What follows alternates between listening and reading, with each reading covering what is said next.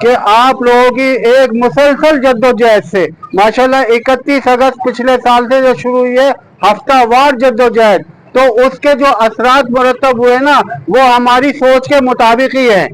وہ کیا ہے؟ وہ یہ کہ دیکھیے آسان الفاظ میں سمجھاتا ہوں، اگر کوئی 30-40 سال سے بدمعاشی کر رہا ہو اور پھر 30-40 سال کے بعد ایسے لوگ جری بہادر دلیر غیرت مند لوگ پیدا ہو جائے جو اس کی بدمعاشی کو چیلنج کرے، تو وہ کبھی بھی فوراً سیدھا نہیں ہوتا، وہ اپنے مزید غصے کا اظہار کرتا ہے،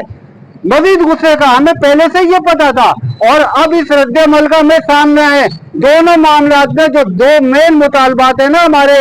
کہ جناب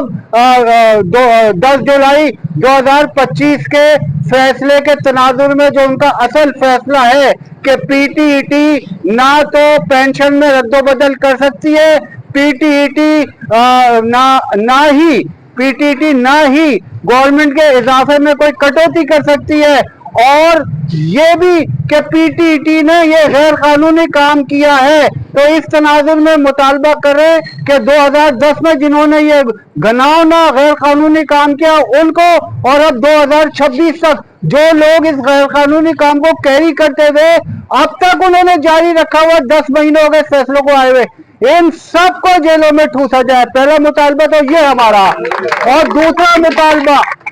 اور دوسرا مطالبہ ریگارڈنگ میڈیکل ہے۔ میڈیکل پہ بھی یہی سچویشن ہے۔ 1993 میں میڈیکل آیا تھا، آج تک کسی نے ان سے کچھ پوچھا ہی نہیں، اور جو بھی پینشنروں کی خاص طور پہ اور سی بی اے یونین جو ہماری رہی ہیں انہوں نے اپنے حصے وصول کیے، پینشنروں کی رجسٹرڈ یونینوں نے بھی اپنے حصے وصول کیے، کبھی کسی کے حق کے لیے آواز نہیں اٹھائی۔ اب آپ لوگوں نے بات کرنا شروع کی ہے تو وہاں بھی یہی رد عمل ہے، مزید غصے کا۔ ایک طرف پینشن والے کیا کر رہے ہیں جو کبھی نہیں ہوا کہ بیوہ کی پینشن نہیں آئی، اس نے بیچاری نے لائف سرٹیفکیٹ پھر بھیج دیا، پھر فون کیا اس کو ڈائریکٹ کہ آپ اپنی پینشن بک بھی بھیجیں۔ بھلا بتاؤ، یہ اس قسم کے رد عمل یہ کر رہے ہیں، زیادہ سے زیادہ مشکل پیدا کر رہے ہیں۔ ایسے ہی میڈیکل والے کر رہے ہیں، پہلے ہی جعلی دوائیاں دے رہے تھے سبسٹیٹیوٹ کے نام پہ، اب تو سبسٹیٹیوٹ کا بھی سبسٹیٹیوٹ ہے۔ پہلے 1000 روپے کی دوائی اگر چاہیے ہوتی تھی تو 50 روپے کی دے دیتے،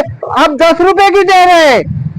اس قسم کے اور ساری باتیں ہیں، میں نہیں چاہتا ہوں کہ ساری باتیں ہم دہرائی جائے کیونکہ ہم اپنے پروگرام کے مطابق ریلی لے کے بھی ہم کو جانا ہے۔ تو بہرحال ان کے اور بھی بہت ساری چیزیں، لیکن یہ میں ان کو باور کرانا چاہتا ہوں کہ بھائی تم یہ نہیں سمجھو کہ تمہارے جو نا کہنا چاہیے کہ فرعونیت سے ہم واقف نہیں تھے، ہم بالکل واقف سے، ہمیں پتا تھا، لیکن یاد رکھنا یہ 38واں ہفتہ ہے، یہ مت سمجھنا، کبھی بھی یہ سمجھنے کی غلطی مت کرنا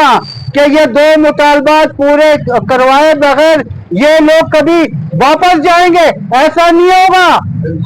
ہوگا۔ یہ تاریخی اجتماع ہے،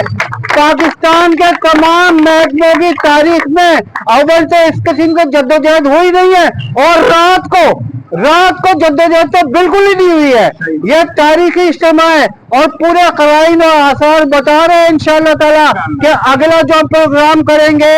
اسی جگہ پہ جہاں پہلا کیا تھا نازوآباد ڈسپنسری کے قریب، اس میں ڈبل تعداد ہوگی، ہم تمہیں چھوڑیں گے نہیں، یہ تو میں باور کرا دوں، سوال ہی پیدا نہیں ہوتا۔ جو کچھ بھی تم کر رہے ہو نا ہم اس کا بڑی اچھی طریقے سے مانیٹر کر رہے ہیں، تمہاری روز کی حرکتیں پتہ چل رہی ہے۔ صحبت کو میں خاص طور پہ پیغام دینا چاہتا ہوں کہ دیکھ صحبت، تو بیچ میں مت آ اور لوگوں سے معافی مانگے نامے مت لکھوا، اپنے والد کی عمر کے لوگوں کے، اپنی تایا کی عمر کے لوگوں کے تو یہ سب کام کر رہا ہے۔ حالانکہ تیری بظاہر شخصیت اچھی ہے، کبھی کبھی تو لوگوں سے تعاون بھی کرتا ہے، لیکن یہ کبھی کام بھی تو کرا رہا ہے۔ میں بتا دوں کہ کن کن سے تو نے معافی نامے لکھوائے، میں بتا بھی دوں گا، نہ کر، ایسا نہ کر، ان لوگوں کے کہنے میں نہ کر۔ یہ لوگ جو تجھ سے کام لے رہے ہیں نا یہ تیری بھی عاقبت خراب کر رہے ہیں۔ میں اب تھوڑا سا ٹائم دینا چاہتا ہوں اپنے بلوچستان سے آئے ہوئے مہمان کو، کیونکہ بلوچستان میں تو اس قدر حالت خراب ہے جیسے بلوچستان افریقہ کا جنگل ہے، ایک ڈاکٹر بھی اس وقت پورے صوبے میں نہیں ہے، ایک ڈاکٹر۔